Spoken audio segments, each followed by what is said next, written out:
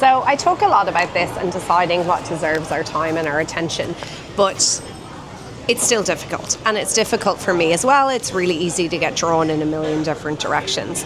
And so I wanted to touch on 3 tests from a recent article in the Harvard Business Review that provide another way of assessing if the decisions we're making, how we're choosing to invest our time, the tasks that we're doing, are in alignment with the identity that we want to create, the summit we want to climb, the vision that we want to go towards.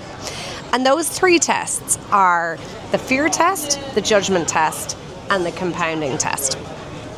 So first off, let's talk about the fear test. So the question here is really, are we doing something or not doing something because of fear? So are we avoiding a task because we're afraid to do it, because we're lacking in courage? Or are we avoiding delegating a task because we're afraid of what people will think? We're afraid that somebody will stuff it up. Both of these are fear-based mechanisms, and that's really difficult to grow if you're living in a fear-based economy. Now, the second one is the compounding test.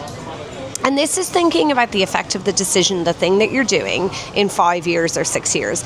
There's a number of things in life that always compound, right? Saving money, drinking water, getting exercise, investing in relationships, and, investing in the tasks that are within your zone of genius that only you can do. Driving through the hard, building your 10,000 hours to be great at something. All of those things do compound, but running around a million different directions does not compound. And so that's another quick and easy rule when you think about making a decision. Similarly, it's thinking, is this thing going to matter in 3 years or 5 years or even a year? And so if you're wasting all of your energy and your thoughts on it, is that the best use of your time? And then, of course, the third one is the judgment test. And this is really quick and easy, or it should be, but sometimes we, get caught up in doing things that we shouldn't be doing. And that is, does this thing require my judgment?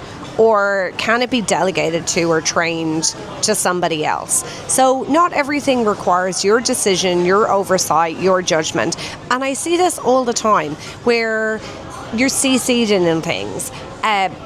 Leaders I work with are CC'd in things. I'm CC'd on things.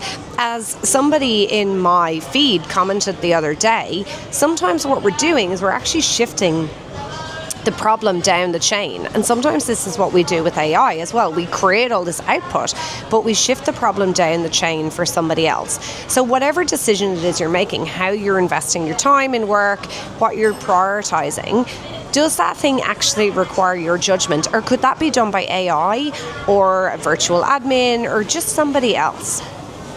So just a little reminder for today that high performance is not built on actually doing everything, but it's built on working out where you can't let fear take over, what's actually going to compound in the long run, and what really needs your judgment, what's within your zone of genius that you need to work on. Thanks for joining me, and I'll see you tomorrow for more from Endures.